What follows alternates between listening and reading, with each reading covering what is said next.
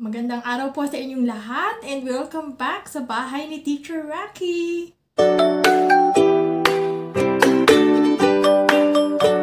Ayan, pag-usapan po natin for today's video ang tungkol pa rin sa ating RPMS 2023 to 2024. Kamusta na po ang ating RPMS? Malapit na ang ating submission.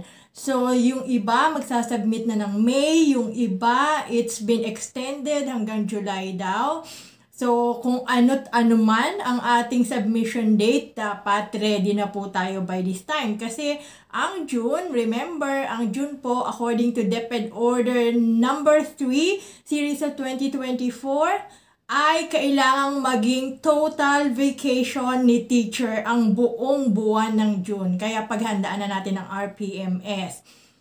And speaking about RPMS, of course, i-flex ko ulit ang ating RPMS 2023-2024 package for proficient teachers. Ayan po, para sa mga naghahanap pa ng guide or naghahanap pa ng portfolio, sample portfolio na makakatulong para makabuo tayo ng ating RPMS. Still available ang ating RPMS 2023 to 2024 package for proficient teachers. Tama po. Ito po ay isang buong package ang aking pong ibinibigay. That includes our sample RPMS portfolio with complete MOVs and annotations. At ito pong package na to, bukod po sa portfolio, it comes with 11 more files. So, total of 12 files po para sa ating RPMS package 2023 to 2024 para sa lahat ng mga proficient teachers. Ang ibang files na kasama po nito ay mga sample attachment, sample files, tools, and other templates po na kasama din sa pagbuo natin ng ating RPMS portfolio. So, yun yung mga sample na attachment natin. Nagbigay na din po ako ng mga sample attachment. At lahat po ng files dito na kasama sa ating RPMS package, they are all editable. Pwede po nating i-edit as per our requirements. Ano po, kung ano po yung ating nagawa. So, lahat po to ay editable. And again, para po maka-avail tayo, lahat po na nagtatanong ng how to avail, sa lahat po na nagsasabi ng pa-share naman ma'am, eto na po, para po maka-avail po kayo. All you have to do is to go to our Facebook page. Ito po, ayan po ang ating FB page, Teacher Rocky Facebook page. Diyan po kayo pupunta. Of course, please follow the page and like the page. Tapos, i-message nyo po ako. Direkta po akong sumasagot sa lahat ng mga messages. Hindi man po may mga pagkakataon na hindi ako agad-agad nakaka-reply, pero I make sure that within a day, nare-replyan ko po yan lahat. Kaya po, mag-message lang po kayo dyan if you want to avail our RPMS package for 2023 to 2024 for proficient teachers. And with that, ipapakita ko po dito today ang ating inclusion sa ating RPMS package para po makita nyo kung ano po ang mga nilalaman ng ating package. Ano po? So, we will start with our sample RPMS portfolio 2023 to 2024 para sa mga proficient teachers. So, ito po ang ating RPMS portfolio. It is on green color kasi ang proficient teachers is usually showed in green color po kung titingnan nyo sa ating RPMS tool. So, we have the front page, the cover page. Katulad ng sabi ko kanina, this is editable. So, we move on to the next page is KRA1, Content, Knowledge, and Pedagogy. Ito po ay naglalaman ng 4 na objective. That is objective 1, 2, 3, and 4. And I remind you na ang ating objective 1, 2, 3, and 4, they are all classroom observable indicators. Ibig po sabihin, ang attachment po natin for these 4 objectives ay puro TOT or Classroom Observation Tool. Ano po, yung pong ating score sa ating nagiginawang classroom observation. And again, objective 1, 2, and 3 po ay kaparehas lang din ng ating objective 1, 2, and 3 from our previous RPMS, hindi po yan nabago. Parehas pa rin po ang ating Objective 1, 2, and 3. With that, ang ating Objective 1, Applied Knowledge of Content Within and Across Curriculum Teaching Areas. So, COT po ang ating attachment yan. For Objective 1, 2, and 3, i-attach po natin ang ating 4 na COT. The classroom observation that we did for the first, second, third, and fourth quarter. Pare-parehas po yan mula Objective 1, 2, and 3. Kasi po, ito pong Objective 1, 2, and 3 ay dapat ino-observe ni rater for all quarters. Sa bawat isang quarter po, ino-observe po yan. Ano po? So that's Objective 1, Objective 2, parehas lang po yan, 4 na quarters. And Objective 3 din po ay 4 na quarters din. For Objective 4 po, displayed proficient use of mother tongue, Filipino, and English to facilitate teaching and learning. Ito po ay ino-observe lang during classroom observation 1 and 3. So for first quarter and third quarter lang po ito ino-observe ni rater. Kaya dalawang COT lang po ang ating i-attach for Objective 4. And of course, our annotation. Ano po? Then KRA 2, Learning Environment and Diversity of Learners includes Objective 5, 6, 7, and 8. Just the same po, ang Objective 5, 6, and 7 po are classroom observable indicators pa rin po yan. Kaya po ang attachment po natin dyan ay COT pa rin po. So for Objective 5, parehas lang po na Objective 6, ito po ay ino-observe lang during first and third quarter classroom observation. Kaya ang ating pong attachment lang dito is COT1 and COT3. Ayan, parehas po yan sa Objective 6. Then we'll move on to Objective 7, establish a learner-centered culture by using teaching strategies that respond to their linguistic, cultural, socioeconomic, and religious backgrounds. COT pa rin pong attachment dito, but this time, ang i-attach lang po natin is our COT during second and fourth quarter. Hindi po ito ino-observe during first and third quarter. Ano po? So, ang attachment natin is COT2 and COT4. Ganun din po sa ating Objective 8, COT2 and COT4 po ang ating attachment. Next one is KRA 3, Curriculum and Planning and Assessment and Reporting, which includes Objective 9, 10, and 11. For Objective 9 po, set achievable and appropriate learning outcomes that are aligned with learning competencies. Ang ating means of verification po dito ay at least one lesson plan. For example, DLP, DLL, WHLP, WLP, WLL, lesson exemplars, and the likes. Yung pong i-attach natin dito. Ano po? So, mag-a-attach lang po tayo ng isang lesson plan. Kailangan sa lesson plan po, mai-highlight natin. Ayan, na-highlight ko po ng red box yung mga parts ng ating lesson plan that they are achievable and they are aligned with the competency. Kailangan mapatunayan natin na ang parts ng ating mga objective, ng ating lesson plan ay naka-align sa ating learning competency. For Objective 10 po, this is the last classroom observable indicator para sa mga proficient teachers. So ito po ay use strategies for providing timely, accurate, and constructive feedback to improve learner performance. At dahil ito po ay classroom observable indicator, ang attachment po natin ay COT tools, COT forms po ulit.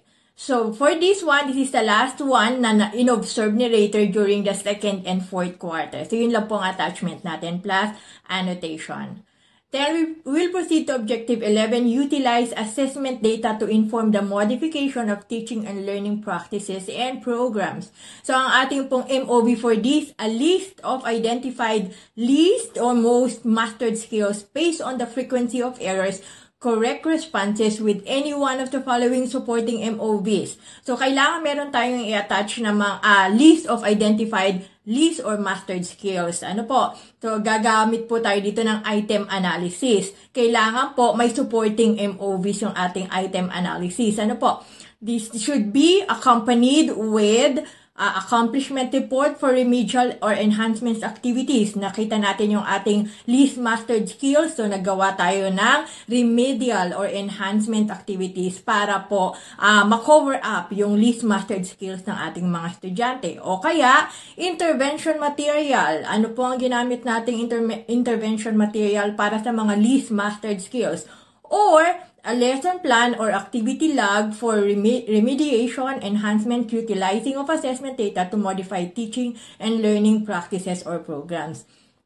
So, dito po, magpapakita po tayo ng ating item analysis that we usually do after unit test po. Tapos, i-identify natin ang least or most mastered skills. Para sa mga least mastered skills, kailangan po ay maggawa tayo ng intervention para po ma-achieve maging mastered skills na maging most mastered skills na po itong least mastered skills na to. So, dito po, kailangan mag-attach tayo ng MOBs per quarter. So, yung first quarter po, yung item analysis, tapos ilalagay po, i-identify po natin dyan nasan yung ating least mastered skills from the item analysis at ano pong intervention ng ating ginawa. So, yun po yung attachment natin.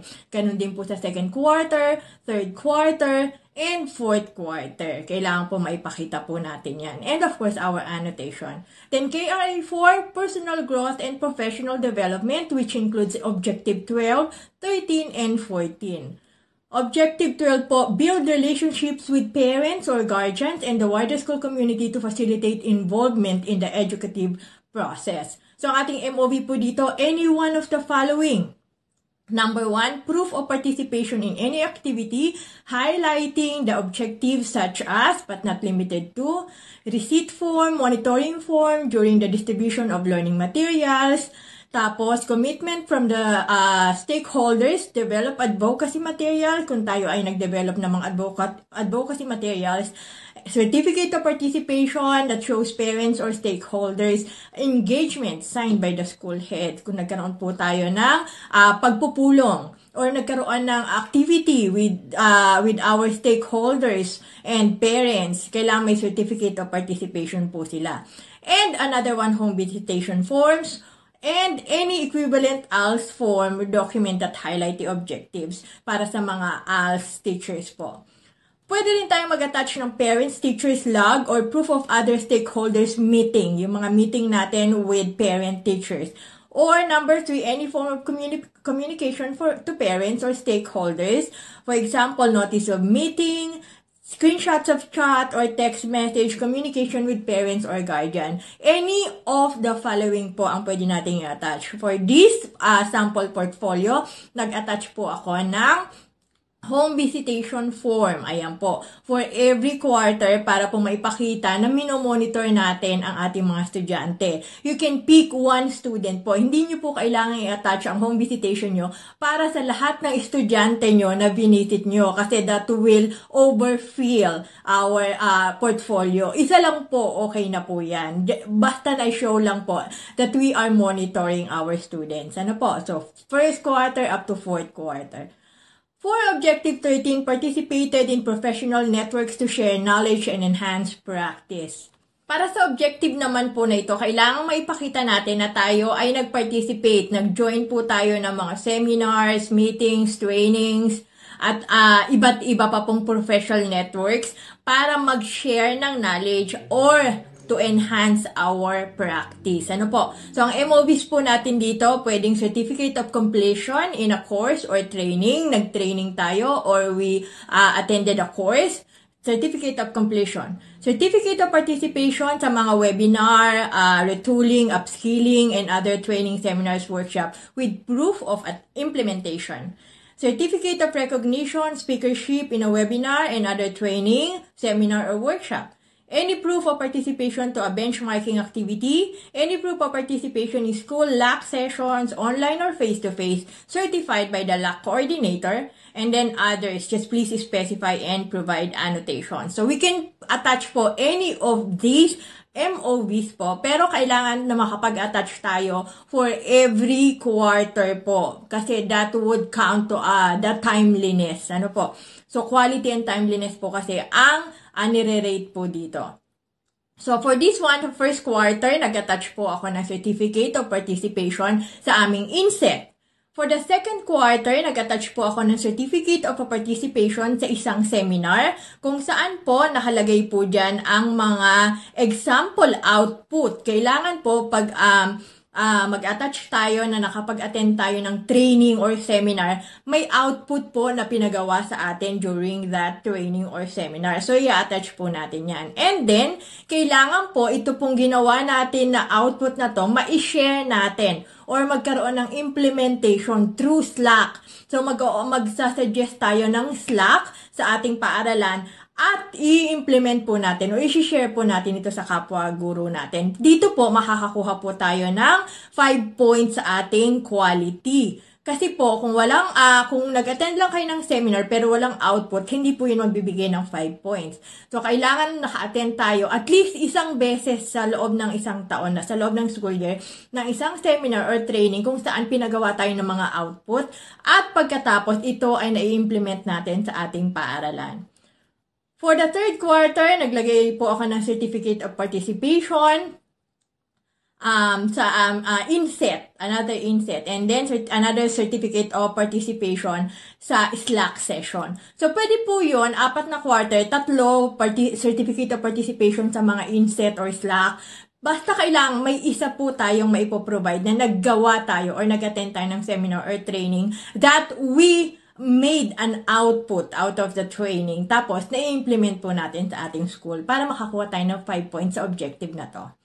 Next is Objective 14, develop a personal improvement plan based on reflection of one's practice and ongoing professional learning. Ito po ay ginagawa na rin natin yearly po sa ating RPMS. So, mag-a-attach lang po tayo ng certification from the ICT coordinator or school head or whoever is the focal person in charge of the ESAT. Kailangan may certification na nagawa natin, na-accomplish natin ang ating ESAT.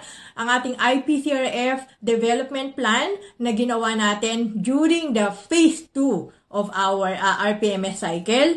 Tapos, mid-year review form. Kailangan po ay signed yan ng ating rater. And of course, the updated IPCRF development plan from phase 2. So, ito pong number 4 na to, ginagawa natin at the end of the school year na. Yung ginawa natin during phase 2, i-update lang po natin. Ano po? So, for this, ayan po, may ESAT certification, IPCRF DP during phase 2, and yung ating mid-year review form, at yung ating updated IPCRF from phase 2. And then, last one, our plus factor, objective number 15. Taon-taon po, ginagawa na natin to. Perform various related works activities that contribute to the teaching learning process. Any activities po na na-perform natin o naisagawa natin that contribute to the teaching and learning process. Kailangan lang po natin ng mga proof or evidences. Ano po? So, dito nag-attach ako na first quarter, ito po ay proof or designation letter. Ano po? Second quarter, resource speaker po. Resource speaker, attachment din po. Bawat isa po yan, lalagyan natin ng annotation. Ano po? And then, speakership, mentoring pre-service, in-service teachers, and then committee involvement. So, ito po yung ating RPMS. Sa dulo, i-attach po natin yung IPCRF rating sheet. So, bukod po sa ating RPMS portfolio, our sample portfolio for proficient teachers, ang ating pong RPMS package for 2023 to 2024 for proficient teachers comes with 12 files. So, isa na po yung ating RPMS portfolio. Meron din po tayong, kasama din po dito ang ating template ng self-assessment tool. So, ito pong template na to is a blank template na pwede nyo pong gamitin. Ito po ay editable under Excel po.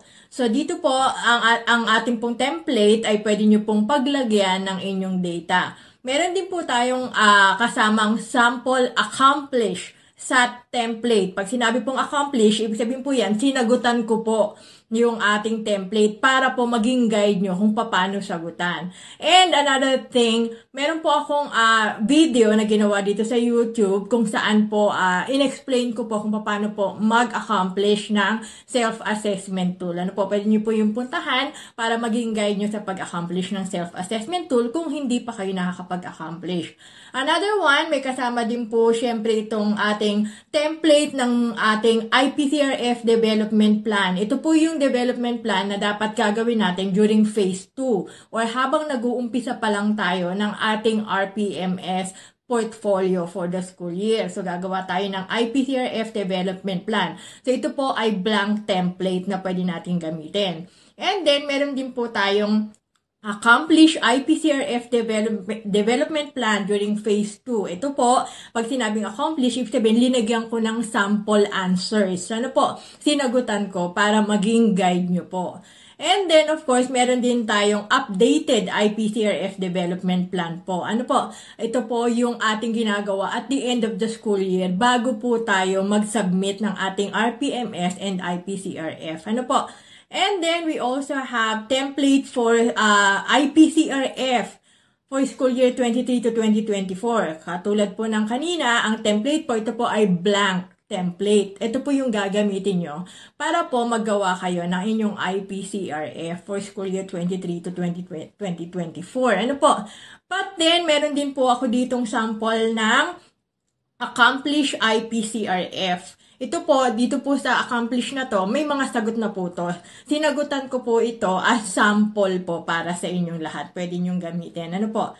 And then, we also have our mid-year review form. Ito po yung template, yung blank template na pwede nyong gamitin. And again, meron din tayong accomplish mid-year review form. Ito po yung mid-year review form template na sinagutan ko po para maging guide po ninyo at makita nyo kung paano sagutan ang mid-year review form. Although ito po ay mostly ginagawa ng ating mga raters. Ano po?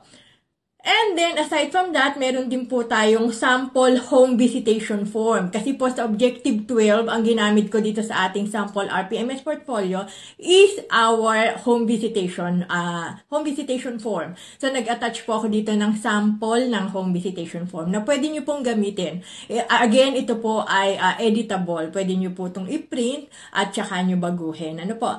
And of course, another one, ang ating sample certification for ESAT. Para po sa may mga nagtatanong po kasi at naghahanap din kung may sample tayo ng e-certificate or certification galing sa ating kung sino man ang focal person po para sa ating self-assessment tool sa ating paaralan. Ano po? So, ayan po, may sample na po tayo ng certification for ESAT. Ito po, ina-attach po natin ito sa Objective 13. 13 ba o 14? Ayan, nalito na si Teacher Rocky. Basta, kasama po ito sa attachment sa ating RPMS. So, that comprises our 12 files included sa ating RPMS package. So, ayan po. With that, pag nag-avail kayo ng ating RPMS package 2023 to 2024 for proficient teachers, kumpleto na po yan. Wala na po kayong hahanapin pa. Wala na pong bumabalik sa akin pag yung mga nag-avail sa akin ng proficient teacher, wala na pong bumabalik. Teacher, meron po ba kayong ganito? Teacher, asan po yung ganito? Nasaan po yung ganyan? Ano pong gagawin namin dito? Kasi ayan na po, kumpleto na po yan. Tapos pag pinanood nyo pa tong video natin tungkol sa RPMS portfolio, ay nako, wala na po kayong kaligaw-ligaw. Andalin nyo na pong buuhin ang ating RPMS for this school year. Kaya kung kayo nagmamadali, dahil malapit na yung submission, why don't you avail our RPMS package? Katulad ng sinabi ko kanina, you just have to go to our Facebook page. Ano po? I-like niyo po ang ating Facebook page at saka po kayo mag-message kay Teacher Rocky. Sasagutin ko po kayo agad-agad. Ay, no, hindi po agad-agad, sorry. Minsan agad-agad pag nataong nakaharap ako sa computer. Pero minsan medyo nadidelay kasi may iba din po naman akong ginagawa. Ayan. Pero sinisigurado ko po yan na nasasagot ko within the day. Ano po? So, thank you so much po sa lahat ng nag-avail. Sa mga hindi pa nag-avail, come on, let's go. Mag-avail na po kayo para makatulong sa pagbuo ng inyong RPMS portfolio. Maraming salamat po and God bless everyone.